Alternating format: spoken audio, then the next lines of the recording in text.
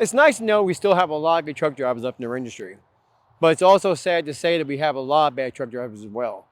And I know it's so confusing for a lot of truck drivers out there because you don't know who to trust, you don't know who to turn to, and the one you really need to learn how to trust is you need to learn to trust yourself.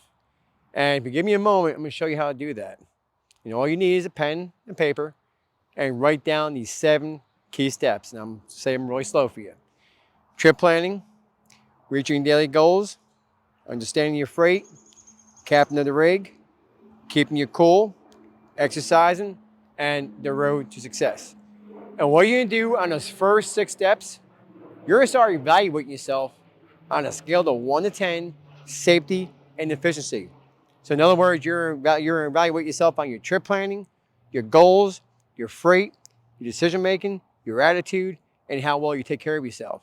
Now, you have to put a little work into this. Now, what's going to happen is you're going to start forming some leadership and you're going to start building some integrity and you're going to start getting some direction into your career.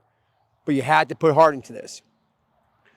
When you get to that 7th step, you're going to evaluate that yourself as well, but you're not going to evaluate you. You're going to evaluate where you get your freight from. Now, this is for only company drivers at the moment. I'm working on the authority side, but the authority side, that's a little more challenging, so it's going to take a minute. But if you're company drivers, this is what I want you to do. Start evaluating your companies on these 4 things I want you to consider.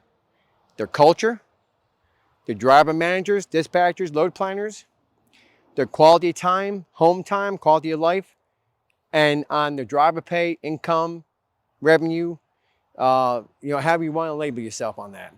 Evaluate your company on those 4 things. Because if you're going to put the time and putting effort into you becoming a better trucker, then you want to make sure you're being compensated and you're being treated right. Because the better you become, the better your company becomes. And if you start doing that, you're going to find all the guidance and momentum of leadership you need to find your success. Because the object here too also, you want to rate yourself an 8. You don't like looking for 10s. There's no perfect in trucking. The magic number is 8. I'm going to tell you why. 8 is good enough to where we can still improve, but not good enough to where we think we don't have to improve. It's all psychological. Trucking is psychological. You have to really think about this. The more you put into it, the better you become. And it keeps you thinking like a trucker. Then give you the leadership you know, the leadership you need. And I promise you, when it comes to your companies, if you can't give them an 8, don't quit them. Talk to them. Give them the option to work it out with you. Let them see the work you're doing, the progress you're making, and give them a chance to treat you accordingly or treat you the way you need to be treated. And if they can't give it to you, go find a company who's willing to give it to you because there's companies out there who will. All right?